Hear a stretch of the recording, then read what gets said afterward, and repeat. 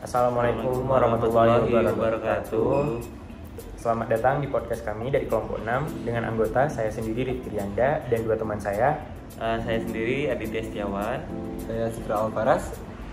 Dan hari ini kita bakalan bincang-bincang mengenai CAPM.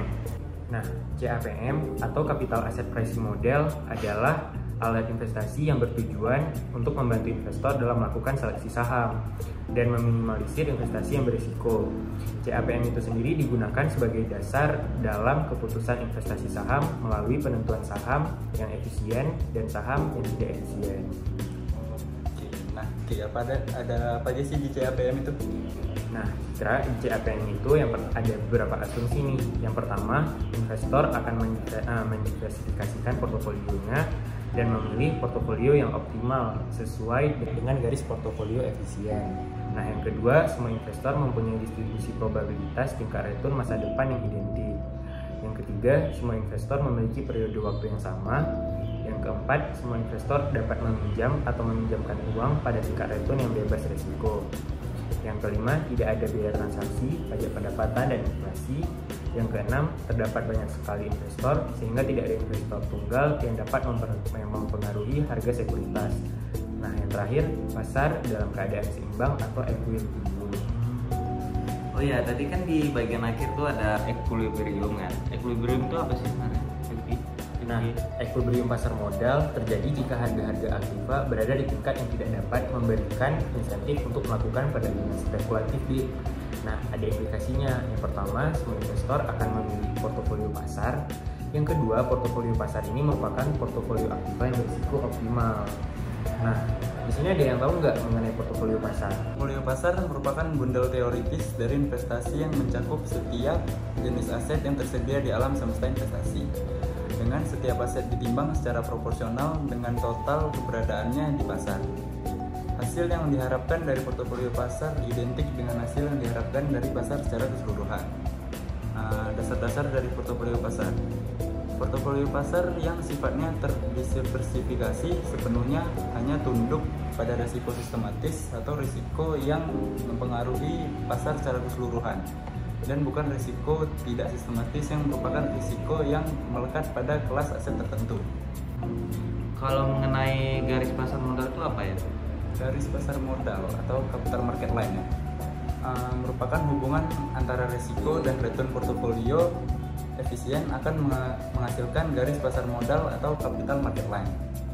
Sementara hubungan antara risiko dan return sekuritas individual akan menghasilkan garis pasar modal sekuritas.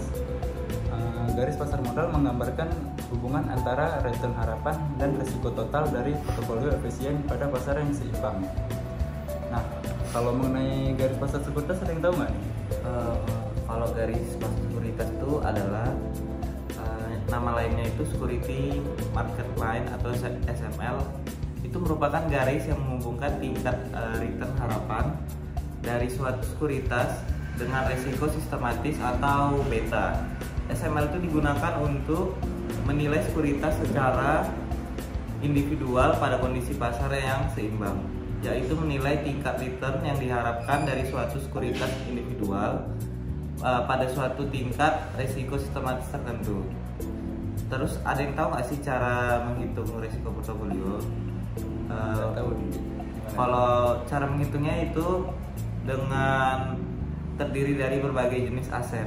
Kita bisa menggunakan deviasi standar suatu portofolio itu. Dengan rumus tersebut kita juga dapat menggunakan untuk menghitung deviasi standar portofolio pasar.